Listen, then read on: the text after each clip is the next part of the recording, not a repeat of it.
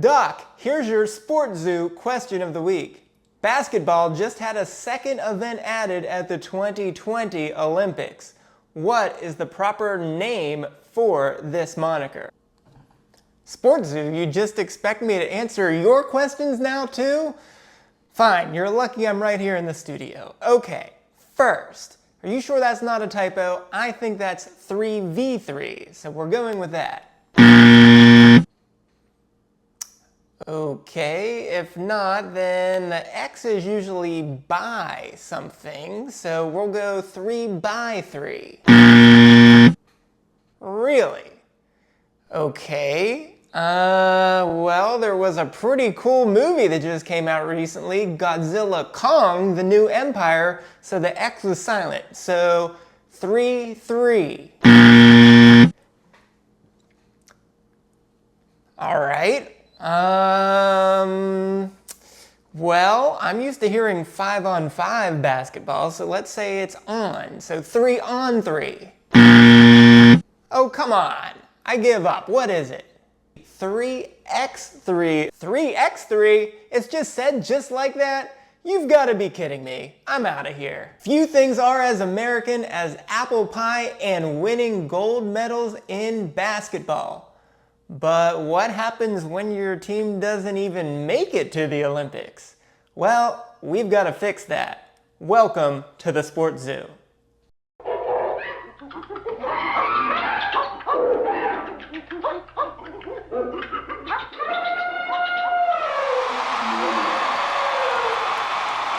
Zoo Crew, welcome back to part 4 of our Olympic series. And the Olympics are now so close you can almost taste those gold medals coming back to the USA. But in the first edition of 3x3 basketball, the men's team didn't even make it to Tokyo. So how did that happen and what can we do to fix it? Let's talk about that here today. Welcome to the SportsZu. So let's start off with a history of basketball at the Summer Olympics. Now, just like we've seen in a few other sports, it was first a demonstration sport in St. Louis in 1904 and in Paris in 1924. And then finally, at Berlin 1936, it became an official sport. But strangely enough, it was played outdoors on lawn and dirt tennis courts. And the gold medal game was played in driving rain. That really made it not seem like much of a basketball game at all. But fortunately, Team USA somehow still prevailed and beat Canada 19-8. But it took 40 years for the women to be included when they first finally debuted in 1976. So, as you would guess, Team USA has been dominant in basketball, and the men have won 16 out of 19 gold medals, and the women have won 9 out of 11 golds. And as we talk about streaks, the men have won 4 golds in a row, with their last non-gold being in 2004 when they had to settle for the bronze. But on the women's side, they've won 7 in a row, last having failed to get gold in 1992 when they also got the bronze. Now, I do want to note there was the boycott in 1980, so neither team participated in that Olympics. So finally, in 2020, 3x3 basketball debuted for that Olympics Games. It was announced in 2017 that it would be added as a new Summer Olympic event, and at the time, FIBA President Horacio Moratori said the intensity and skill level of the 3x3 game is such that there are no traditional 3x3 powerhouses, and new countries have emerged since the first Youth Olympic Games experience in 2010. This was our main objective back in 2007. No traditional 3-on-3 powerhouses and new countries? That doesn't sound like the basketball I know. Well, let's take a look at what we have here. On FIBA's 3x3 basketball site, they had the following quotes about their 3x3 game. It is considered the #1 urban team sport. The rules are very simple and designed to make it a fast, spectacular, and exciting game. The non-stop music brings an authentic urban culture atmosphere, which attracts a new, young audience to the games. And 3x3 is an opportunity for new players, organizers, and countries to go from the streets to the world stage. Very interesting quotes, I have to say there. #1 urban team sport. Wouldn't just 5-on-5 basketball be the #1 urban team sport? I feel like most of the time you get enough people together to have 5-on-5 games. I don't know about you, I think 5-on-5 is way out ahead of the pack of 3-on-3 for urban team sports. But hey, I like the 3-on-3 game, maybe even more than the 5-on-5 game. A lot less room clogged up in the middle for the tall guys to block the little guy's shot. So I like that 3-on-3 aspect. But yeah, the rules are simple. We're going to go over those here in just a minute. Pretty much anyone has played 3-on-3 throughout their entire lives. When you can't get to 10 people, 3-on-3 is pretty cool. You only need a half court, so you can't beat that. And as an opportunity for new players, organizers, and countries to go from the streets to the world stage, I don't really know about that. I guess people who just aren't good enough to be in 5-on-5 find their way to 3-on-3, which we're going to talk about here later. So what a strange little quote that was. So I don't know how I feel about that. If people want to play 3-on-3 basketball as their main sport, great, good for them. The more basketball, the merrier. I think all kinds of basketball are pretty darn good, but it seems a little weird. But nonetheless, kind of a strange little comment there. So let's start with some basic 3x3 rules, and we'll start with that. For some reason, FIBA right on their website says the correct pronunciation is 3x3. I don't know why. I think it would be better as 3-on-3. That would make the most sense. I feel like that's what you just would default to, is what you would say on how many people are on a team. But 3x3, okay, we'll go with it. So what we actually have for 3x3 basketball are 4 players on a team, and that means there's 3 on the court and 1 person on the bench. And also there is no coach allowed for FIBA 3x3. Kind of strange there, right? And as you're probably very used to growing up, 2-pointers are worth 1 point and 3-pointers are worth 2 points in these games. The court is just a half court, but even a little smaller than a standard half court. I've given you the standard FIBA court and the standard NBA and NCAA court as well. You can see it's in meters, so I did a little conversion into feet as well for anyone in America. Plus, then we also have the 2-point line, which is your 3-point line in a regular game. And as well, we translated that into feet and also provided you with the NBA line to show the difference, that it is shorter, just as you would get in a FIBA 5-on-5 competition. So the 3x3 game is shockingly short for an Olympic event. It is just 10 minutes long, or the first to 21 points. There's no quarters, there's no halves. It's just one 10-minute period. But if you get to 21 points first, the game ends right there. Also, you don't have to win by 2 points to win the game. You can win by just 1 at 21-20. There is an overtime, however, when you have gotten through 10 minutes and neither team has gotten to 21. And of course, the score is tied. So it's the first team to score 2 points. So if you just hit 1 3-pointer, which is worth 2, that would do it, or 2 1-pointers. And then, as you're used to out on the streets, you do a check ball after dead balls to restart the game. And what is interesting here is that it's just a 12-second shot clock. So you've got to keep moving quickly, not a lot of time to just wait around. But if you haven't played 3x3 basketball, you do have to take the ball out beyond the 2-point line after a made shot, a missed shot, a steal, or a block, which they call clearing the ball behind the arc. So nothing new and groundbreaking there, pretty standard for a 3-on-3 game.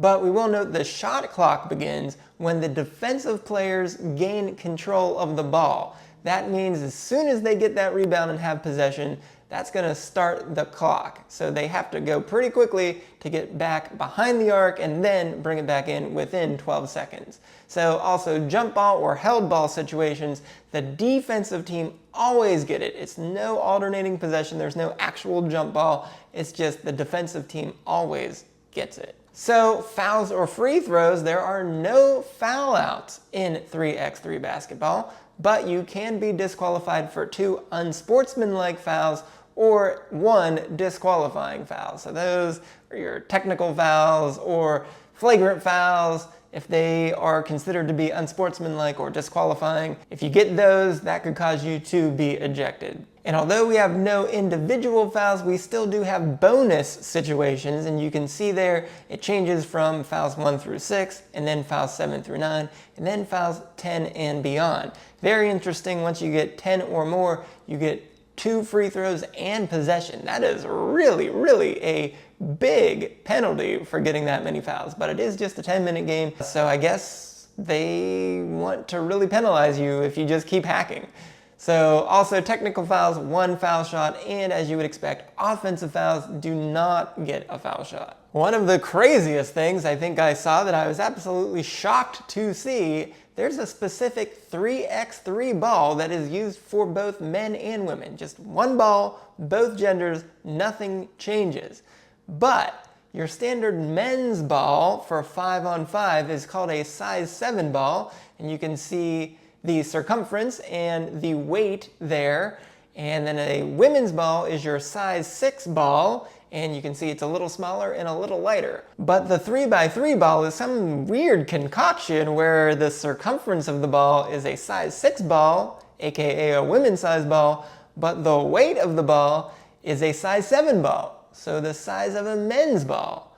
And this is used for both men and women, as I said. So literally 100% of people that are playing with a ball that they're not used to. So that's just the strangest thing I've ever heard of. I don't know why they would do that. Are they just trying to sell some balls? I see no other reason why to do that. They did say on the website that it was to help keep the ball moving, that the ball would be the smaller size. Yuck. Just, it's hard to fathom that this is what they came up with. I don't know about this. I think they need to change that one immediately. But now that we've got a couple of the rules down, let's go back to our Olympic 3x3 basketball that debuted at Tokyo 2020. And just as you would expect, the women's team defeated the ROC, Russian Olympic Committee, to win the gold medal. And the roster for the women's team, very deserving to be mentioned here: Stephanie Dolson, Alicia Gray, Kelsey Plum, and Jackie Young, who replaced Katie Lou Samuelson because unfortunately she contracted COVID-19 right before the start of the Olympics, so she was unable to play. So we're going to talk about a lot of people individually here, and that's unfortunately really the only way I could think of really talking about any changes here and showing just how strange this particular system is. So we're not trying to throw anyone under the bus here regardless, but we do need to celebrate some of these people, especially our women that won. So let's start with them. Stephanie Dolson was age 29 at the beginning of the 2020 Olympics, and she was a 2-time national champion at UConn. She was drafted 6th overall by the Washington Mystics, won the 2021 WNBA championship with the Chicago Sky, and she has played in Europe and China for many seasons. Now, you can see all these stats here. We're going to have lots of stats here on the screen for everyone. We're not going to talk about every single thing, but I do want to mention a couple highlights and then talk about their 3x3 experience. So, like what you're going to see here is that she first played in the Pittsburgh Winter Series on January 11th, 2020, which was basically just a tune-up to figure out who should be on the women's 3x3 Olympic team. So I wish I had heard about this event at the end of 2019 and beginning of 2020 so that these women would become eligible for the Olympics that we'll talk about here. But nonetheless, she started her journey in January of 2020. Then she played for Team OQT, which is Olympic Qualifying Team, in her second event. on March 30th, 2021, after some things had started back up. And then she played officially for Team USA in her third event just a couple months later. So she played in 3 events before the official Olympic qualifying tournament. So that's what we really want to get here to the Olympic qualifying tournament and the Olympics. So we're going to just talk about how much and how often people actually played 3x3 events before they represented the USA in the Olympic qualifying tournament and or the Olympics. So the second member of Team USA was Aliyah Gray. She was age 26. During the 2020 Olympics, she was also an NCAA champion, this time at South Carolina. She was drafted 4th overall by the Dallas Wings. She's a 2-time WNBA All-Star, 2017 WNBA Rookie of the Year, and won the 2021 WNBA Championship with the Chicago Sky. So I'd say she's done pretty well. And she also first played 3x3 basketball at the Pittsburgh Winter Series. So just like Stephanie, she had played in 3 events before the Olympic qualifying tournament. Kelsey Plum. She was also age 26 during the 2020 Olympics. Everyone should know who she is, as she left Washington as the NCAA women's all-time leading scorer. And we know she just got past this most recent season, but nonetheless, at the time, she was number 1. And so, of course, she was drafted 1st overall by the San Antonio Stars, who then became the Las Vegas Aces, where she won 2 WNBA championships. And Kelsey is also a 3-time WNBA All-Star. So a whole lot of success for her as well. And guess what? She started 3x3 basketball at the Pittsburgh Winter Series and played in 3 events before the Olympic qualifying tournament. We will note here that she made 1 appearance at a U18 3x3 tournament all the way back in 2013. Then we had Katie Lou Samuelson. She was age 24 during the 2020 Olympics, and like 2 of the others, she was an NCAA champion at UConn. She was also drafted 4th overall by the Chicago Sky, but she has not quite had the superstar career, as she's been stuck with 5 different teams over 5 seasons. Nonetheless, still a solid WNBA player over the years. And like the others, she first played 3x3 basketball at the Pittsburgh Winter Series. But she only played in 2 events before the Olympic qualifying tournament instead of 3. But she also had plenty of youth 3-on-3 experience, as she participated and won the gold medal at the Youth Olympic Games in 2014. But unfortunately, Katie Lou was unable to play due to contracting COVID, so Jackie Young took her place, who was just 23 during the 2020 Olympics. And as you would guess at this point, she was also an NCAA champion at Notre Dame. She was drafted 1st overall by the Aces and has been a 3-time WNBA All-Star, winning 2 championships with the Aces. But unlike the others, she only played in 1 event before the Olympics. It was just the Pittsburgh Winter Series where she made her 3x3 debut, but she got the call to the Olympic team when Katie Lou was unable to go. So it only takes 1 event to qualify, so she made it, replacing Katie Lou. Now for the men, they won their gold medal. Yeah, let's pause there for a second. They didn't do anything. They didn't even qualify for the Olympics. Wow. How did they not qualify? Well, let's talk about qualification here for the Olympics in 3x3 basketball. So, USA was the 5th ranked NOC as of November 11th, 2019, which was the cutoff date when the host and the top 3 NOCs automatically qualified for the Olympics. But since we weren't in that top 3, we had to go through the full qualification process. So the next step was the Olympic qualifying tournament, or the OQT, which we'll say many times here. So the top 3 teams qualified through the Olympic qualifying tournament. But we lost in the quarterfinals, so we were done after just the very first game of the knockout round in the OQT. But there is one other step in the process in the 2020 Olympics, and that was through the universality Olympic qualifying tournament. We talked about universality in triathlon, and it applies here as well to 3x3, but the United States, if anyone should not be eligible under universality, it is the US, as any NOCs that participated in the prior two Olympics in 5-on-5 basketball were ineligible for the universality spot here. So, as it turned out, Latvia, the great basketball powerhouse that is, ended up beating the ROC for the gold. So now that we talked about how we failed to qualify last time, let's go through the qualification steps for the Olympics. So 3x3 basketball only gets 8 quota places for the Olympics. Very small, especially when you consider there's only 4 players on a team. That's only 32 total quota places, which you just would expect you would have more room to add more players, but not the case. Now, strangely enough, the host is only permitted 1 automatic quota place between the men's and women's 3x3 tournaments. So whichever team is better for the host country gets that automatic spot. In this case, it will be France. They are the 3rd ranked women's NOC, so they got the automatic qualifying spot. So the men's team had to go through the normal qualification process. So in a slight change from the 2020 Olympics, now phase 1 is only 3 quota places are automatically qualified for the Olympics based on the ranking list as of November 1st, 2023.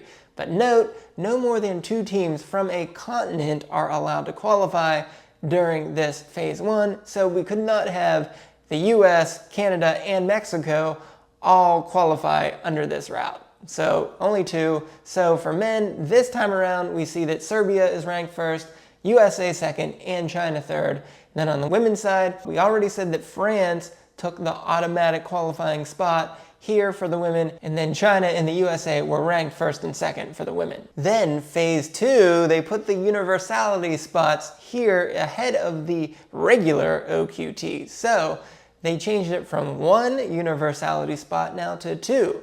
So, phase 2 is the 2024 FIBA Universality Qualifying Tournament 1, where there are 8 teams per gender for 1 quota place. And you can see there who is eligible for that tournament. So then phase 3 is your other universality spot from the 2024 FIBA Universality Qualifying Tournament 2. Really quite a tongue twister there, having to say universality so often. Again, there are 8 teams in this tournament and 1 quota place for each gender. And you can see at the bottom of the screen there, that is who qualified through the 2 universality tournaments. Then finally in phase 4, you get the FIBA Olympic qualifying tournaments. That's a little bigger of a tournament. It's 16 teams per gender for 3 qualifying places. That's the same size as what the US failed to do.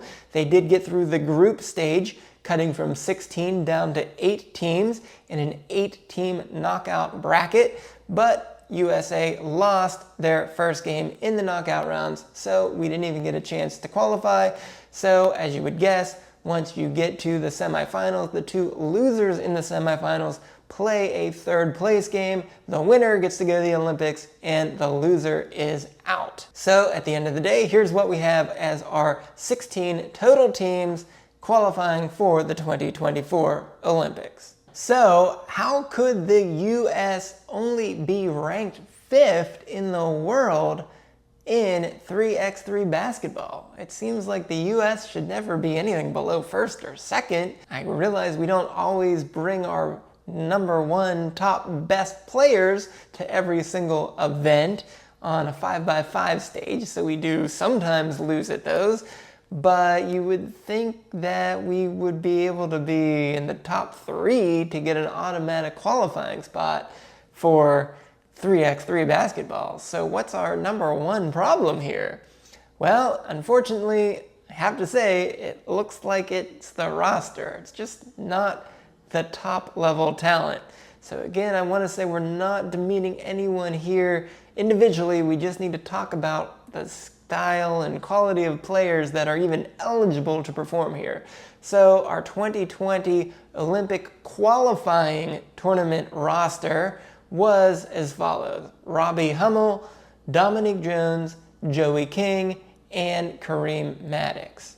So Robbie Hummel might very well be a name you know, but he was age 32 during the 2020 Olympics. He was a really, really good college basketball player. He was a 3-time All-Big Ten at Purdue, averaging 14 points for his career, and he even came back from a really rough torn ACL during his junior season.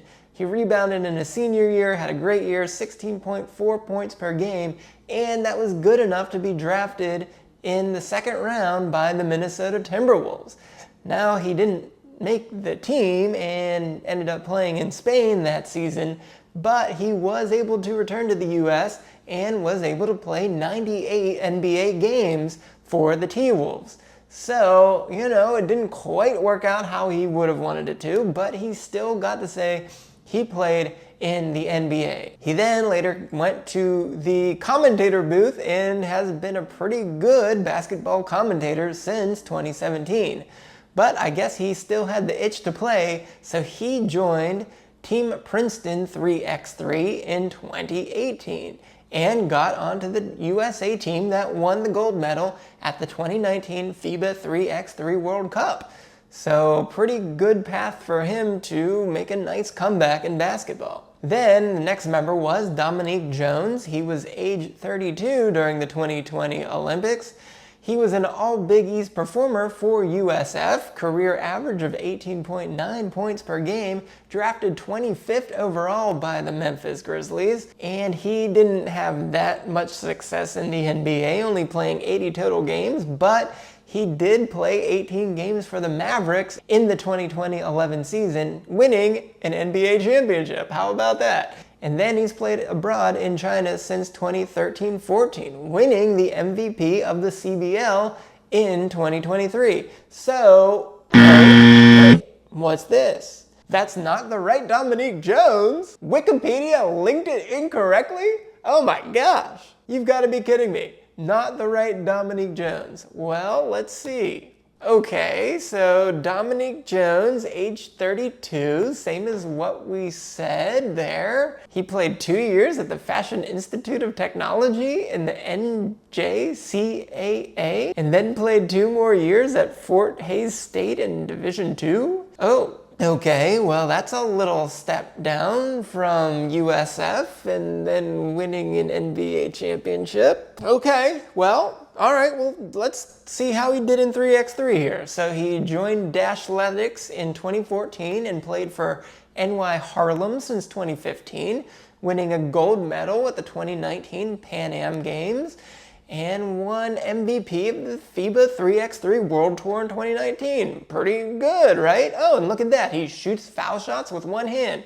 That's pretty cool. So, yeah, I guess he's pretty good at 3x3 basketball. All right, let's go to the next one here. Joey King, age 27, played his freshman year at Drake and then made the all-freshman team for the conference and moved over to Minnesota. All right, pretty good, but just averaged 8.7 points per game in his college career. Okay, so he obviously didn't get drafted. Then he went to Finland in 2017. Okay. And then joined 3-Ball Minnesota in 2018. All right, so just 1 season abroad and then focused on 3x3.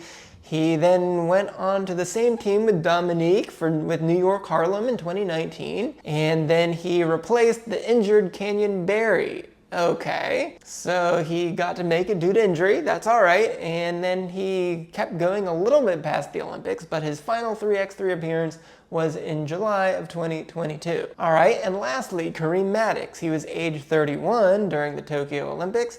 He was an All-Ivy League and Defensive Player of the Year at Princeton. Pretty good and must be a pretty smart guy, averaging, well, 7.9 points per game. But yeah, he was a defensive specialist, starting 4 of 32 games. But that's all right. Defensive Player of the Year, that's all right. First team All-Ivy, that doesn't matter. That was smart of their coach. I'm sure it's smart that he didn't start the games, but he was obviously one of the best couple players in the entire Ivy League, so I'm sure that was the best use of him. Anyways, he played for the Netherlands in 2011 and 12, and then in England in 2012-13. Then he took a 3-year hiatus from 5-on-5 basketball before playing in Poland in 2016-17 season. Then he finally switched to 3-on-3 basketball, playing for Ariel Slow and Steady in 2015, then left to go to Poland, but came back in 2017. All right, so there was his focus. He won the gold medal at the 2019 FIBA 3x3 World Cup and at the 2019 and 2023 Pan American Games 3x3, and also at the FIBA 3x3 AmeriCup 2021 and 2022. So lots of success there on the 3-on-3 circuit, and he will represent Team USA at Paris 2024. He's currently ranked the 10th best player in the world for FIBA 3x3 and the 3rd ranked American. So we'll come back to him a little bit later. So I guess the moral of the story is that guys that are good at 3x3 are not necessarily the guys that you're really remembering from even college. And it seems that maybe we should have a wider base to choose from. So, well, maybe that's just us. Let's take a look here at some of the other teams from the Olympics. And let's look here first at the bronze medalist, which is Serbia. And we will highlight one player from each of these top 3 teams. For Serbia, it is obviously Dusan Bulut, and I'm sorry for mispronouncing anyone's name that I tried to say here, so I'm sure that was wrong, but he is apparently one of the greatest, if not the greatest, 3x3 player of all time. So he first played in the FIBA 3x3 World Tour in 2012, but he did that while still playing on 5 different 5-on-5 teams from 2011 through 2019. And you can see here that he played in the Macedonia First League, then the Bulgaria National Basketball League, and then he played in the 2nd tier leagues for Serbia, 5-on-5. Oh, so you're saying your all-time best 3-on-3 player was not able to get to the top league in Serbia. Right. Okay, well, nonetheless, he's still a legend in 3x3 basketball, so that's great. Let's take a look at our silver medalist, the ROC, and here we're going to talk about Kirill Pisklov. He was age 24 during the Olympics, and we're only talking about him because he had the most information on Wikipedia available. He first played in a youth 3-on-3 tournament in 2014, and then he's played on 5-on-5 teams from 2014 to present, but you can see he's only played in the Russian Basketball Super League for most of that time, as they were the 2nd league through almost their entire time. But he has now gotten to the top league in Europe, which is the VTB United League, because Earl Mash, oh boy, we're gonna just stick with Earl Mash. They got promoted to the Premier League, which is the VTB United League, and apparently they're so good now, even in this top league, that they're the 80th best ranked team in Eurobasket, which is all of the teams from all of the leagues in Europe. So I guess he's on the 80th best team in all of Europe. So pretty good.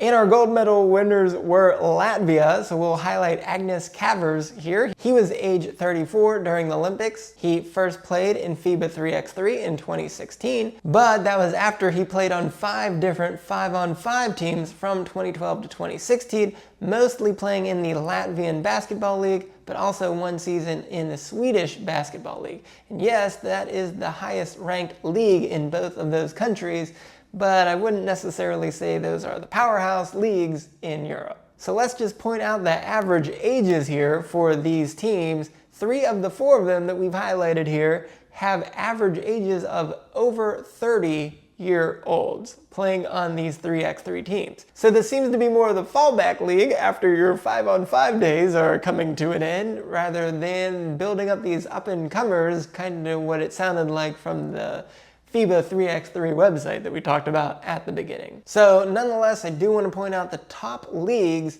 in the world other than the NBA that I just kind of randomly added here if I saw them on a couple lists just surfing the internet from a couple of opinions here, but it does seem that Spain is the best one that there is. That's not the Euro League, which is your combination. So we're excluding any of these regional leagues that cover more than one country, essentially. But here's the list. You can see that they span from Europe to China to Australia, so all around, but most of them are in Europe. So let's talk a little bit more about the FIBA 3x3 events. There are different types of them. There are your national teams and your world pro teams, and then also your youth teams. So let's talk about the national teams. So the main events for the national teams are, of course, the World Cup and the Olympics, as well as the smaller ones that would be the Confederation Cups, one each for Africa, America,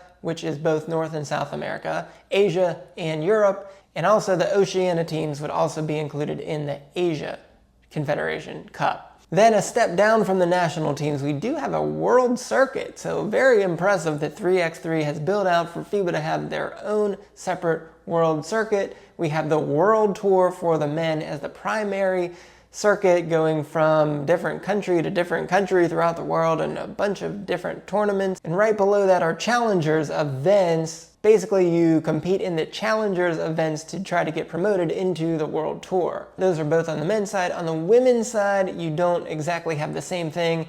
On the men's side, it's mostly club teams, as you would say, but on the women's side, there are a few club teams, but it's primarily national teams competing in the women's series. Then we also have youth events, and you can see there that's the Nations League, the U23 World Cup, and the U18 World Cup. So let's talk about the FIBA 3x3 calendar. We've already talked a lot about the Pittsburgh Winter Series serving a purpose to qualify the women from the 2020 Olympics, but that event doesn't really seem to be happening anymore. It might have been a quick shortcut to getting to the Olympics, so maybe they don't want to have that anymore. So nonetheless, you can see the calendar goes from the end of March all the way basically into December, with a few months in the winter off. But it's broken down a little bit more. Let's first talk about the cups. Now you get your Continental Cups as well as the World Cup mixed in, and then of course the Olympics. The Continental Cups, you can see the earliest there in 2023 was the Asia Cup at the end of March going into the beginning of April, and the Africa Cup ended the year beginning at the very front of December. Then on the pro circuit, there's the Masters or the World Tour that we talked about, and Challengers events. That kicked off at the end of April in Japan and ended in December in Saudi Arabia. Then on the women's side, they started just a week later at the beginning of May in China and ended in September in Mongolia. Then in 2024, not much change there. We had the same thing essentially, but the December event for the Cup was this time the AmeriCup, was the one that ended the year. And you can see the locations basically just changed for both the men and the women's in the tours. So where do you watch 3x3 basketball? Well, as far as I can tell, the only way to watch, and the way that they tell you to watch on the 3x3 website, is to go to the FIBA 3x3 YouTube channel. So I dug in pretty deep into this channel, and in the last month, there were 325 videos posted to YouTube. They were mostly full games, not all of them. There were a few that were highlight videos, and then there were a few feature videos that highlighted a specific individual on a team, but again, mostly full games. Now, out of all 325 videos, 21 of them, which is just 6.5%, had at least 10,000 views, and amazingly enough, 8 out of those 21s featured a Mongolian men or women's team. Very impressive to all the Mongolians out there who apparently love 3x3 basketball. Now, the most viewed of all of the games was Canada versus the USA women's series game that had 52,000 views. And the USA women's team also had the third most views. Now, the second most views, which was a men's game, was Japan versus Mongolia in the men's Olympic qualifying tournament with 46,000 views. Now, let's compare that to the Big 3. Which you probably have heard of the Big 3 at some point. It is a 3-on-3 league in America, co-founded by the one and only Ice Cube. And it is held in the summer with 8 regular season weeks and then a 4-team playoff covered over 2 weeks. It is held from June through August, where each team in the league plays 1 game per week at a different location. Now, in 2023, they very impressively averaged 14,000 fans in attendance live, and they averaged 515,000 viewers on CBS. Really impressive summer viewing there, I have to say. And they wanted to point out specifically on the websites that I said that they had 50.5% of their viewers are non-white and 44% of the viewers are female. Very impressive. And the median age group is the youngest of the 5 other major sports leagues. So very impressive. Plus, in addition to CBS, you can watch all of their international games, and half of the non-CBS games are also able to be viewed on X. Then, I guess they have been so successful that in 2025, they will shift the way the teams are created, such that right now all the teams are owned by the league, and they're just all barnstorming leagues going from place to place every week. But starting in 2025, they will start to have home markets. So you actually have home and away games for all of the teams in the league. Plus, 2 of the 12 teams will be international teams, 1 in Toronto, and amazingly, 1 in London. So you'll see a lot of Big 3 basketball in England. But beyond that, Big 3 basketball is not the same as FIBA 3x3 basketball. They have a lot of their own rules, some pretty cool ones. They call it Fireball 3. And the games are to 50 points by 2s, 3s, and 4s. And you do have to win by 2. Yes, there are 3 4-point circles 30 feet from the hoop. There's a halftime once you get to 25 points. The shot clock is 14 seconds instead of 12 seconds. And you can see some of the different rules here. I really like the Bring the Fire challenge, where you have a one-on-one possession to determine who wins the challenge. And if you remember, back in the day, this was basically all retired NBA players, and the original minimum age was 30, and they've reduced this 2 times, and now you can just be 22 years old and able to qualify for the Big 3. So you don't have to be an NBA player at all. You could go right from college right to Big 3 if you wanted to. Nonetheless, really just wanted to point out some difference there between the Big 3 and FIBA 3x3, and really the stark comparison on how many people are watching the Big 3 versus watching FIBA 3x3 basketball, even for the Olympic qualifying tournaments. All of the Olympic qualifying tournament games were included in my list of the 325 games. So people are just not paying attention to FIBA 3x3 basketball as they are for the Big 3. So I've already talked about the qualification system used for 3x3, but let's talk about it for 5-on-5 as well, as it's a lot simpler. So there are 12 teams per gender, including the host for each gender, in the 5-on-5 Olympic tournament. And there are 12 players on a team, so there are 288 total quota places amongst all the individuals. Then for athlete eligibility, it's very simple. You basically just have to comply with the Olympic Charter and the rules of FIBA, and if the International Federation, which is FIBA, wants to add additional eligibility criteria, they're allowed to do so. But in the simplest terms, it's just have legal nationality and agree to the code of conduct. So pretty simple to qualify for the Olympics on 5-on-5 basketball. Then to make up your 12 teams, there is the 1 quota place for the host. Of course, this time it is France for both men and women. Then there are 7 quota places through the 2023 FIBA Basketball World Cup. So for 3x3, there was no automatic qualifying from the World Cup into the Olympics. You just got a spot in the Olympic qualifying tournament. But for 5-on-5 basketball, the World Cup does get 7 teams automatically qualified for the Olympics. Then you do have final 4 quota places go to the FIBA Olympic qualifying tournaments. There are 2 rounds. The first round, 40 teams participate in the FIBA Olympic pre-qualifying tournaments, and then you finally get to the 24 teams that compete in the Olympic qualifying tournament. Now, let's switch back to eligibility for individuals for the 3x3 tournament. So, let's start the same way. You have to comply with the Olympic Charter and the rules of FIBA.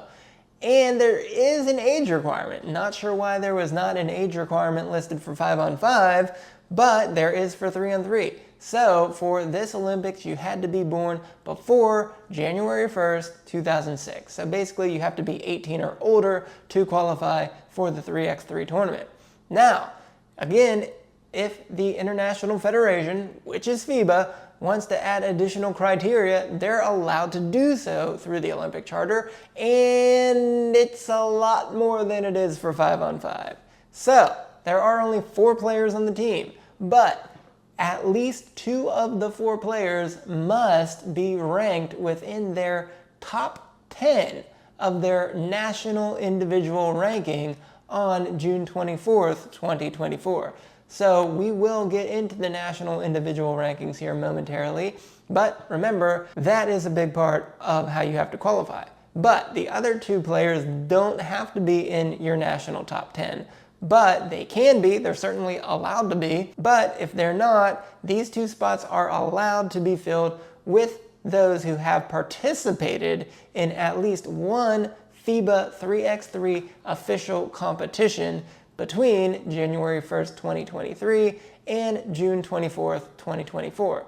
So basically you have a year and a half to play in one tournament to become eligible. And the official competitions here are either those national team competitions or the pro circuit competitions that we talked about a little bit earlier. Now we will note that there are a bunch of endorsed tournaments for which you are eligible to gain some individual ranking points, but they don't count here for qualifying for the Olympics specifically. So, 3x3 rankings. We just saw that you need to be ranked in the top 10 for the first 2 spots on the Olympic team for the national individual ranking. So that's one kind of ranking, but as you would guess, there's also team rankings, and then there are federation rankings. So there's 3 different sets of rankings. So let's talk about the team rankings very briefly because they are not relevant for the Olympics, but it's the sum of the ranking points for the 3 highest ranked players on a team. But we don't care about the club teams, if you will, that you would see on the pro circuits. So not really a big deal for our purposes here. But we do care about the federation rankings, as those are the sum of the ranking points for the top 25 highest ranked players, both on the men's side and then the women's side. And those are important for 2 of the 4 qualifying phases. First, for the first 3 automatic quota places. We said that it's the top 3 ranked NOCs get those automatic qualifying places. So you have to add up the top 25 ranked players in your country to get points for your federation. It doesn't really matter how well your federation has done in the World Cup per se, but it matters how well the individuals did in those competitions and then in the pro circuit. So very strange kind of way to put that together. And then the federation rankings also matter for qualifying for the Universality Olympic Qualifying Tournament 1 and the Olympic Qualifying Tournament. It does not matter for Universality Olympic Qualifying Tournament 2. Then, the individual ranking. This is where we want to spend the most time because this is the big one for Olympic qualifying purposes. So it is calculated based on points collected in FIBA 3x3 events, and it is limited there to the number of events that you're allowed to play in to get points. And events are calculated differently based on how important, how prestigious they are, what quality teams are there, and you can see they have this nice highlighted colored chart for that. Then on top of that, you have several individual components, in fact 5 different components, and you can see the list there: final standings, winning before the 10-minute time limit, your individual scoring, your other individual stats, and then your individual shooting value. So a lot of factors go in there to get you your individual points. And in fact, it's so complicated that the calculation looks like this. Woo! Okay, yeah, we're not gonna do all of that math here today, but we'll leave that to the experts. So nonetheless, you can see it's very calculated and a little bit scary on how we get to those individual ranking points. So as we talked about, Serbia, USA, and China got those automatic spots for the men, and you can see just how many points they had as of November 1st, 2023. And then the current, as of July 15th, individual world rankings, you can see our 4 men's Olympic roster members and where they rank both in the world and then for the US. So you can see those are our top 4 US individuals. So let's do what we did for the 2020 Olympics and talk about our 2024 Olympic participants. First, let's party like it's 2011 and talk about Jimmer Fredette. What an amazing career he had at BYU almost 15 years ago, as he's now age 35. Yeah, he really has not been around for quite a while. Who knew he was even still playing basketball?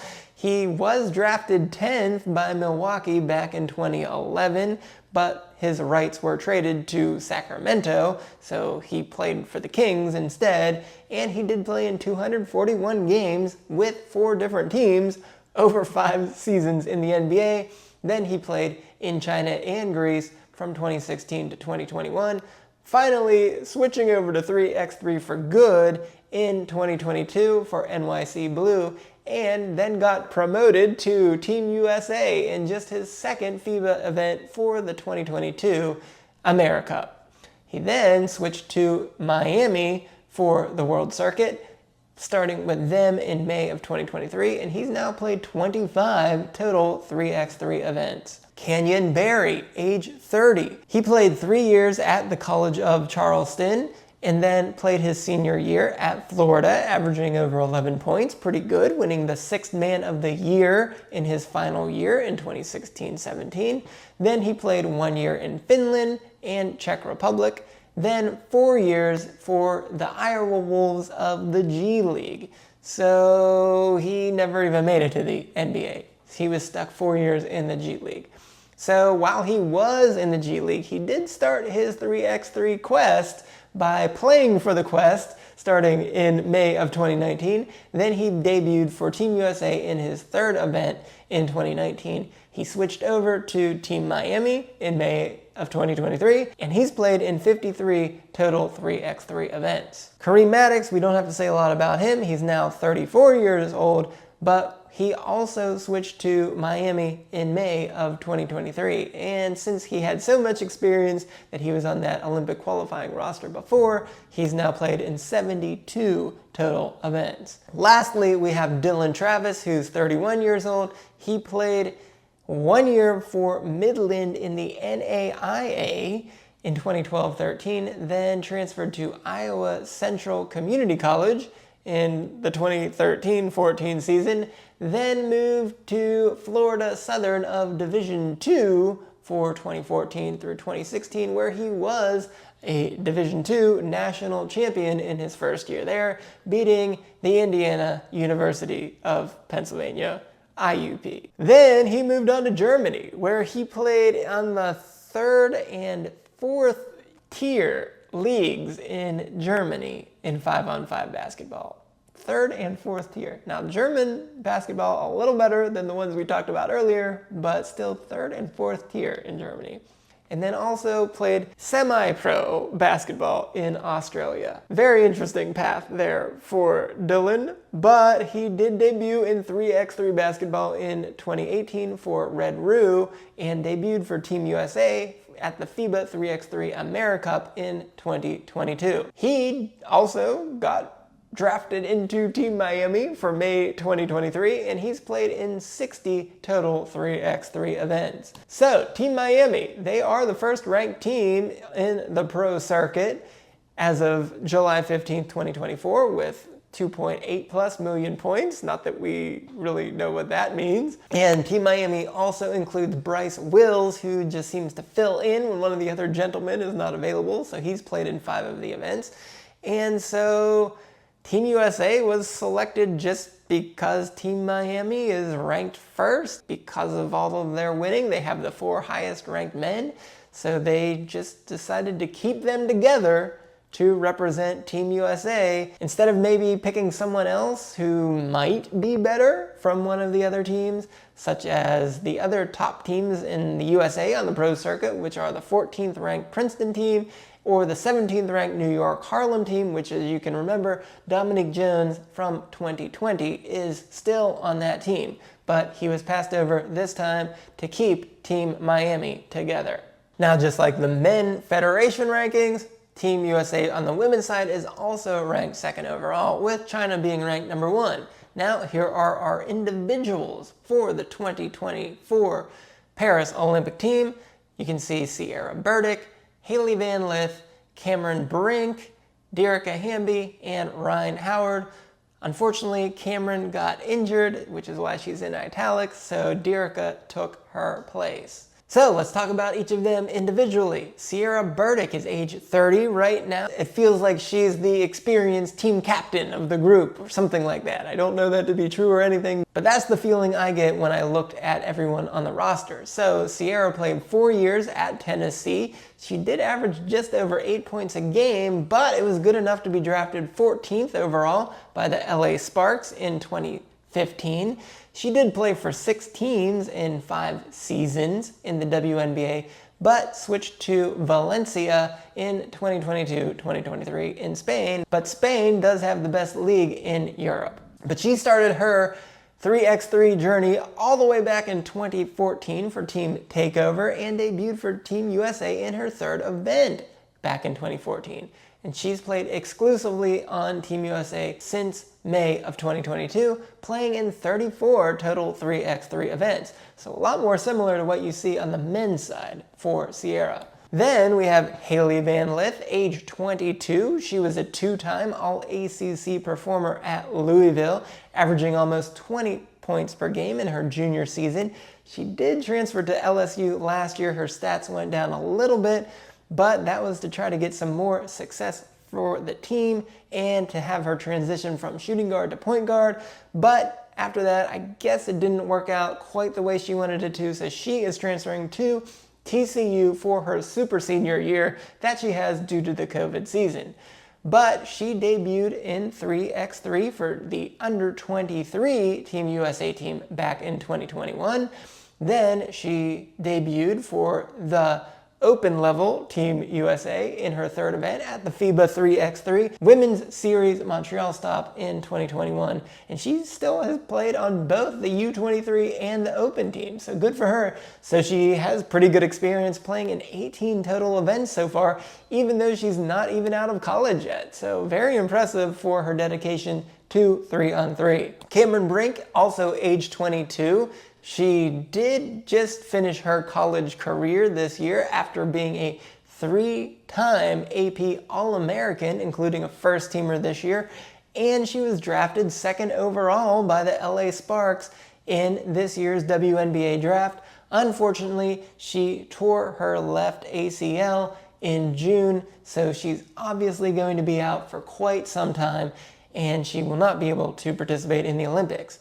But she debuted for Team USA in her very first event at the 3x3 World Cup in 2023 and played in 4 total events. Derica Hamby took her spot on the team when she went down. She's age 30 and she was a 2-time All-ACC performer at Wake Forest, where she was then drafted 6th overall by the San Antonio Stars, who have become the Las Vegas Aces, like we said earlier for Kelsey. She is also a 3-time All-Star in the WNBA and is averaging 19.4 points per game this year. It's almost like you wonder why she's not on the 5-on-5 team this year.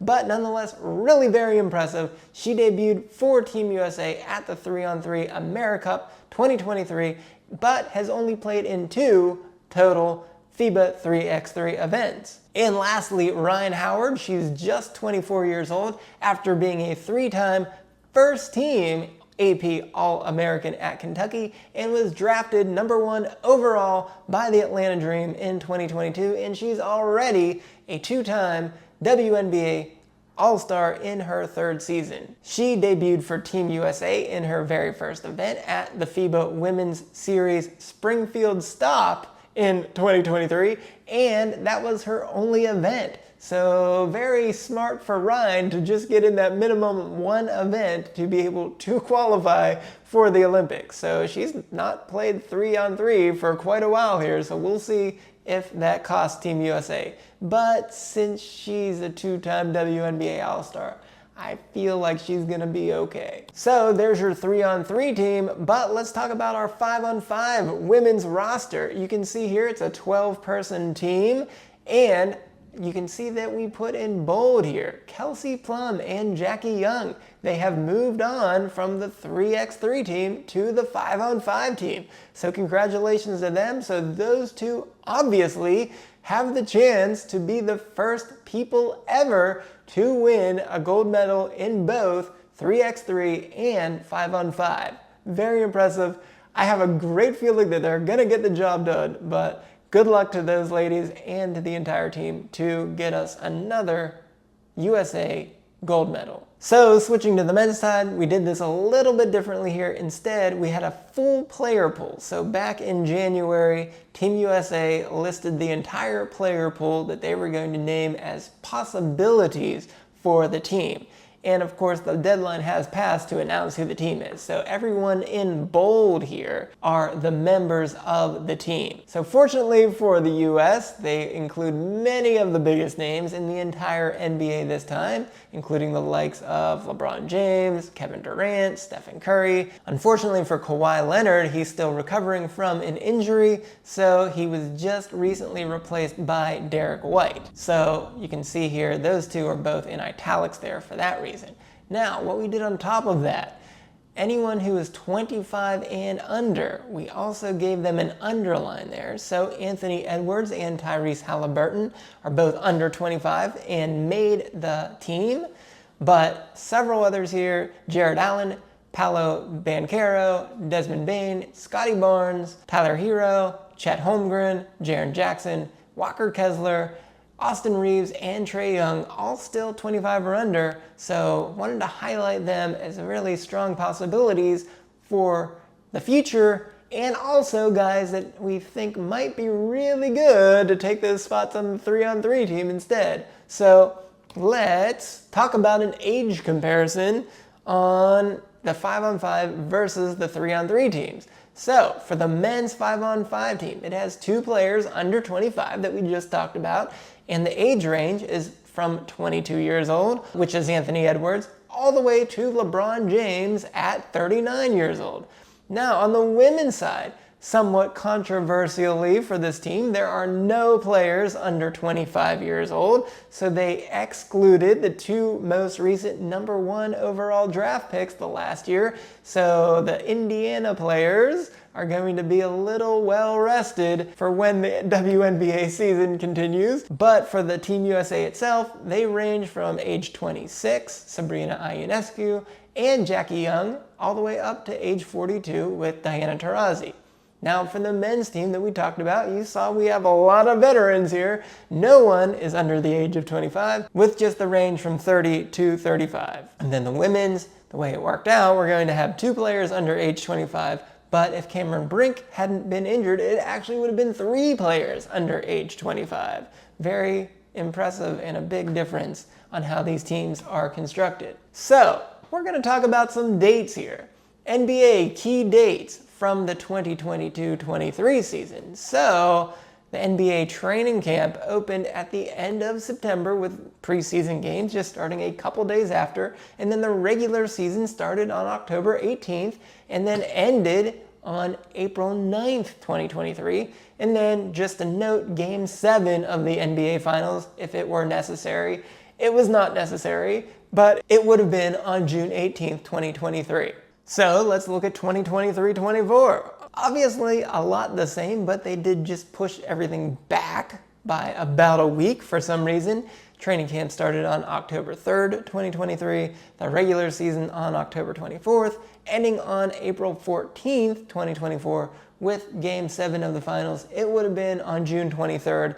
Again, it did not happen. Both years we ended in 5 games in the NBA Finals. So if we remember the FIBA 3x3 calendar as the comparison there, the men's pro tour started at the end of April and the women's started at the beginning of May, just a week later. So that lines up pretty well with the end of the NBA regular season. So now we've put all the pieces together with 3x3 basketball. So let's get to our proposal. And first and almost foremost, get rid of this 3-on-3 basketball. It doesn't have anything to do with what we're talking about here, but it's such a bad idea to play with this different basketball that we just need to point it out one more time here. Get rid of it. Go back to the 2 different balls, size 7 for men, size 6 for women. Play with what you got on every other game, so anyone that's still playing 5-on-5 basketball is not going to be thrown off by having to switch to this other ridiculous basketball. Okay, now what we really want to get to. What changes do we want to see made to 3x3 basketball for the Olympics? First, let's double the quota places for 3x3 basketball to 16.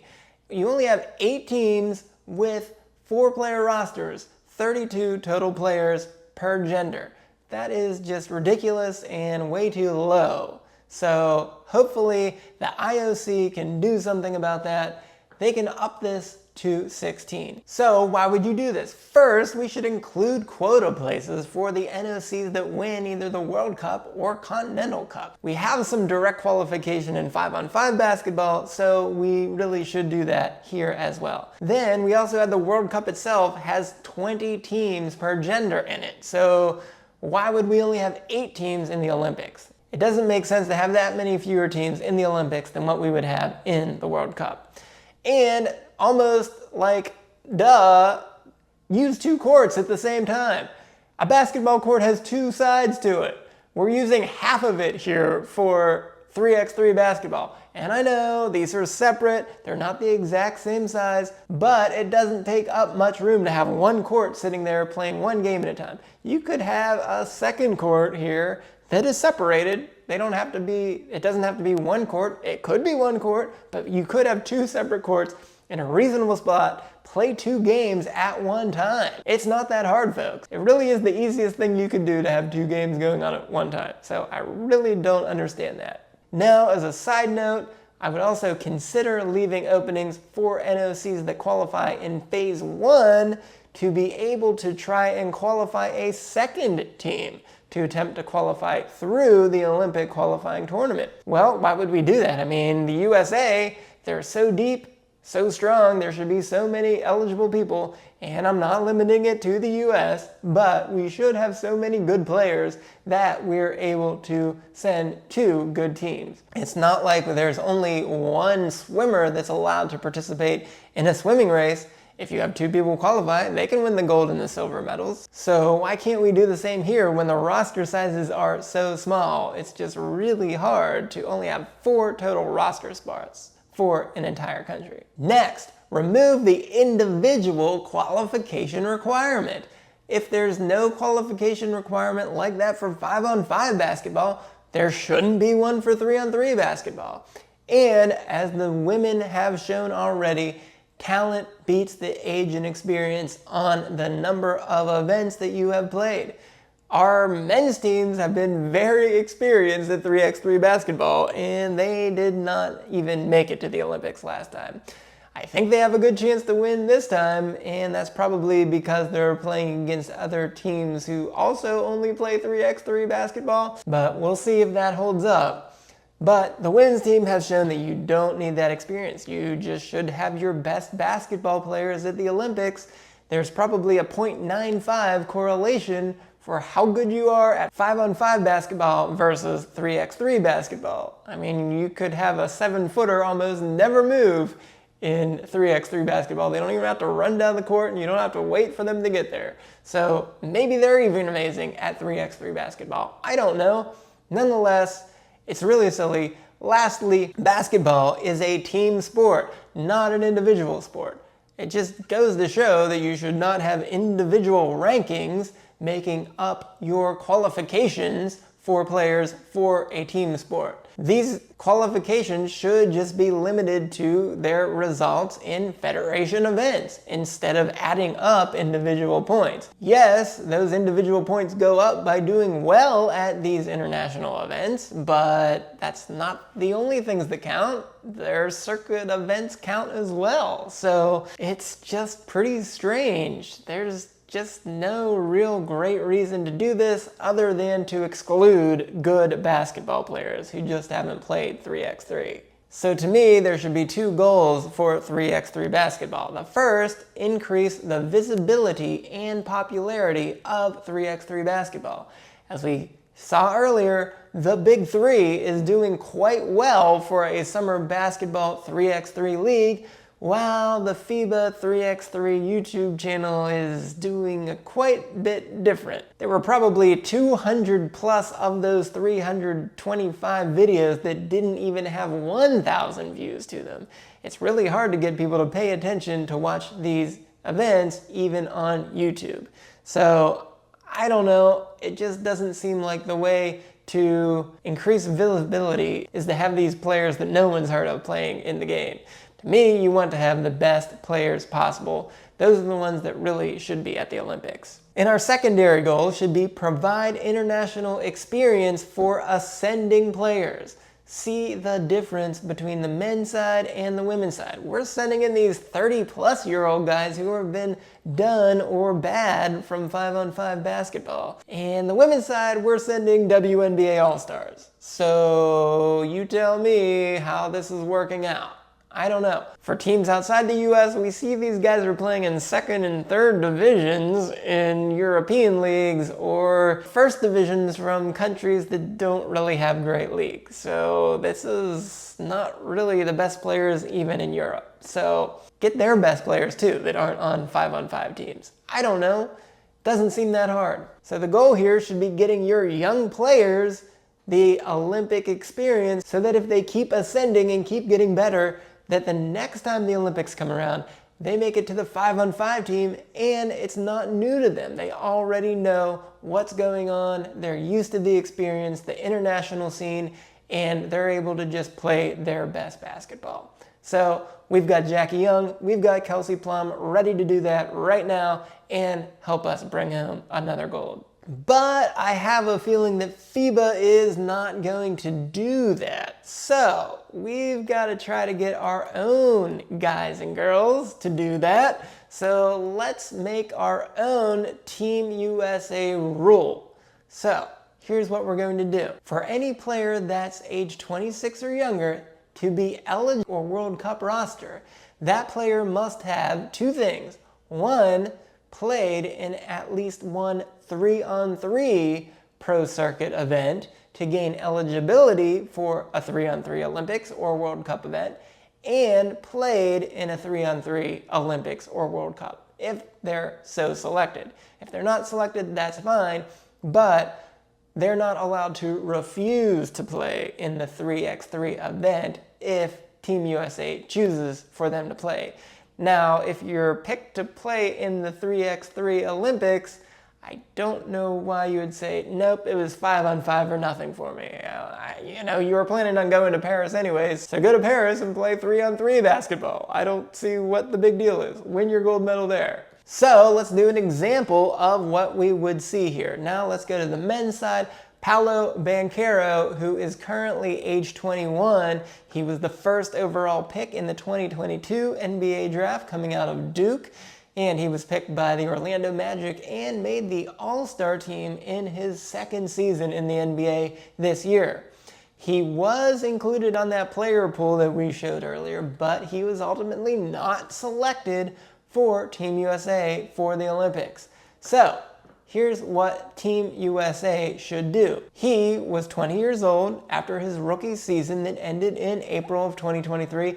The Magic did not make the playoffs that year. They did this year, so it had been a little bit tougher for him this year, but they didn't make it last year. So at the end of his rookie season, Team USA would have approached him about participating in any international event, 5-on-5, 3-on-3. So at that point, they would have said to him, hey, we want to include you in the player pool going forward for any Team USA international competition, but we have this new rule in that we want to enforce. So here's what we want you to do. We want you to play in any one 3x3 event of your choosing this entire summer.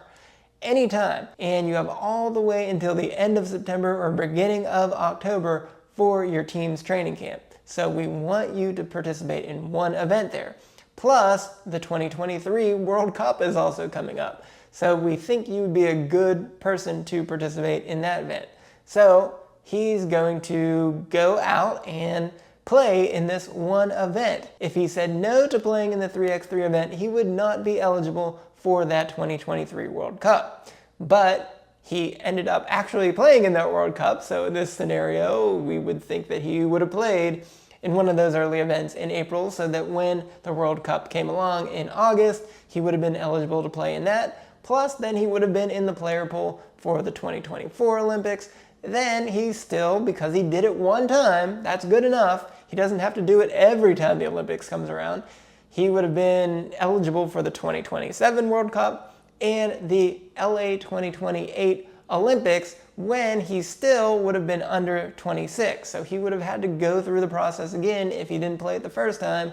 So even at 25 years old, he would have still had to play in one 3x3 event, or he wouldn't have been eligible for the 2028 Olympics. So, of course, we're saying he did play in this one event in the summer of 2023. So he was then in the player pool for 2024. He went to the training camp, but ultimately he was not picked for the 5-on-5 team. So they say, hey, we've got these 2 spots available for the 2024 3x3 Olympics. You played in that one tournament last year. It went well. You won that tournament because you were so much better than everyone else. Why don't you go to Paris, get some experience on how the Olympics works, win us a gold medal, then come back home and say you're an Olympic champion, and that will propel you up into the next Olympics for 2028. It almost feels like a fail-safe plan, doesn't it? We had about 10 guys in that player pool that were 25 or under. They would be the perfect guys to fill in those last 2 roster spots to help USA win the gold at 2024 Paris Olympics. So hopefully that would give them some momentum for a future Olympic appearance in 2028 when it is in good old USA. Then on the women's side, we have the 2 most recent WNBA #1 overall picks who will just be sitting at home watching the Olympics when they could have been on the 3x3 team. And I think if Aliyah Boston and Caitlin Clark would have been on this 3x3 team, along with the others that are going to be there, I think we might have to add 3x3 basketball as a spring sport to every high school and middle school in the entire country, as that would have really brought a lot of eyeballs to the 3x3 tournament. Wonder if it just feels too perfect to have worked out. But unfortunately, I guess we will just not know. So let's make it happen. Let's make that a new Team USA rule. Get our top new young NBA and WNBA players into this tournament and win every single gold from now on. So there you have it, Zoo Crew. There is our plan for making Team USA an unstoppable force in 3x3 basketball, where we always deserve to be. So until next time, this has been the SportsZu.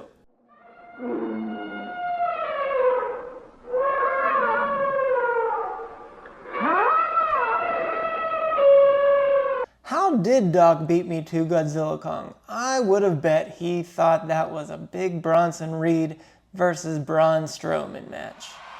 Oh well, pretty good.